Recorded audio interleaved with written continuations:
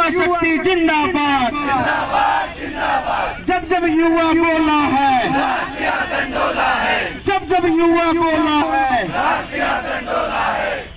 मेरे सामने विराजमान भारत का भविष्य और मेरे युवा साथी, मैं यहाँ पर कोई नेता नहीं, मैं किसान के बेटे की हैसियत से आपके बीच में खड़ा हुआ हूँ।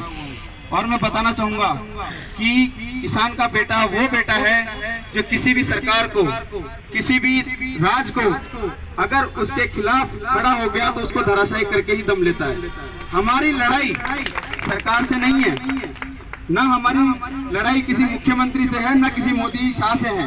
हमारी बात है सिर्फ और सिर्फ हमारे हक और अधिकार की, जिससे हमारा परिवार पल रहा है, जिससे हमारे बच्चे पल रहे हैं।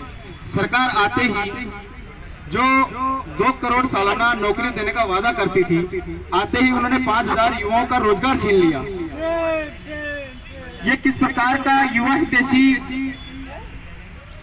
निर्णय था उनका, समझ से परे है। अरे भाई, राजीव गांधी जी के नाम से दिक्कत थी तो योजना का नाम बदल देते और योजना लाते। हम युवाओं का तो काम सिर्फ योजनाओं को आगे बढ़ाना और लाभ दिलवाना था। आप मोदी जी के नाम से योजना ले आओ, हमें कोई आपत्ति नहीं है। योजनाएं लाओ और योजनाएं दो, हम तो उसका प्रचार प्रसार कर लेंगे। हमारा रोजगार क्यों छीना जा रहा है? तो साथियों, उम्र में तो मैं काफी आप सबसे छोटा ही हूँ। बताना चाहूंगा कि 13 महीने शाजापुर बॉर्डर पर सर्दी गर्मी बारिश में इन बुजुर्गों के आशीर्वाद से और मार्गदर्शन में बैठा रहा। जैसा मुझसे हुआ वैसा मैं करता रहा। और एक बात मुझे अच्छे से समझ में आ गई कि परिस्थितियां कैसे भी हो और ऊपर बैठने वाला कितना भी मजबूत हो, अगर हमारे इरादे मजबूत हैं तो अच्छे से अच्छा बाहुबली धराशायी हो जाएगा। क्योंकि उसी के बाद में हमने देखा पहलवान बेटियां, हमारे देश का गौरव, उनको शर्म नहीं आती कि एक अपने मुंह से वो शब्द बोलने में हमें शर्म आती है परिवार के सामने। उस आदमी का पक्ष हमारे देश के गौरव को जंतर मंतर पर बिठाकर लात घोषों के हवाले कर दिया। उस जंगली बेटी में ऐसा कौन सा गुण था, मुझे तो अभी तक समझ में नहीं आया कि उसके समर्थन में जिसने हमारा देश का झंडा बुलंद किया, हमारे देश के लिए सोना लेकर आए, उनको दर-दर की ठोकरें खाने पे मजबूर कर दिया। तो कुल मिलाकर बात यही है, और इतना से मैं कहूंगा कि हमें हमारे इरादे मजबूत रखने हैं। हमें कुछ भी कहा जा सकता है।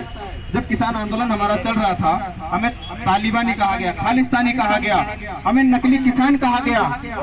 अरे भाई, अगर हम असली नकली किसान थे तो फिर वो किसान बिल वापस क्यों हुए? अगर उन बिलों में कुछ भी कमी नहीं थी तो वो वापस क्यों हुए? और अगर वापस असली किसान उनको लागू करवाने के लिए बॉर्डरों पर क्यों नहीं आए? सिर्फ और सिर्फ समझने की बात है कि ये आपस में भाई को लड़ाने की तैयारियों में लगे रहते हैं। एक को असली बोलेंगे, दूसरे को नकली बोलेंगे, एक को आतंकवादी बोलेंगे, दूसरे को राष्ट्रभक्त बोलेंगे। हमें इस चीज को समझकर हमें हमारी सिर्फ और सिर्फ हमारी भलाई किस चीज में है उसको ध्यान में रखना है, भ्रांतियों में नहीं आना है। अभी निशा दीदी कह रही थी कि नेता नहीं पाएंगे, सही बात है, सबका लाइन में आना है और आकर समर्थन देना है। आने वाले का सबका सम्मान करना है, वो किसी भी दल का आए, हमें सबका सम्मान करना है। लेकिन सबसे बड़ी बात है कि हमें हमारे इरादे किसी पर निर्भर नहीं करने हैं। नेता साथ लगे ना लगे, हमें हमारे लिए लड़ाई लड़नी है। और मेरा 1-2 लाइन में हमेशा बोला करता हूँ, हर जगह ऐड करके, खींच लो तलवारें अपनी उड़ा दो गर्दनें उनकी, खींच लो तलवारें अपनी उड़ा दो गर्दनें उनकी, हमारी नौकरी पर बुरी नजर है जिनकी, हमारी नौकरी पर बुरी नजर है जिनकी। आपने मेरी बात को सुना, मुझे सम्मान दिया, इसके लिए बहुत बहुत धन्यवाद। युवा शक्ति जिंदाबाद, युवा शक्ति जिंदाबाद। धन्यवाद। जय हिंद, जय भारत।